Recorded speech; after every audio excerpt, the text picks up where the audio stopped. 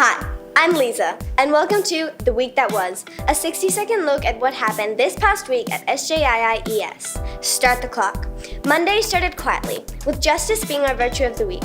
The early years rehearsal for their nativity plays continued throughout this week, and teachers are currently in the middle of proofreading student reports. On Tuesday, the middle years had their weekly morning assembly, where among other things, they got to enjoy the school-famous Google Slides, courtesy of Mrs. Humphrey. Wednesday, grade 2s had a celebration of learning in the morning, and then in the afternoon, there was an induction session for parents and new preps starting in 2019. Thursday started off with a Catholic assembly in the morning, along with the annual music concert in the high school hall that night. We ended our week with the EPSG hosting an appreciation tea in the morning for all the parents who have helped out with various school events during the year.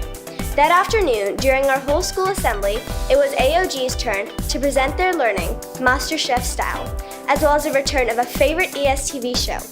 Thanks for joining us on The Week That Was. We'll see you again next week.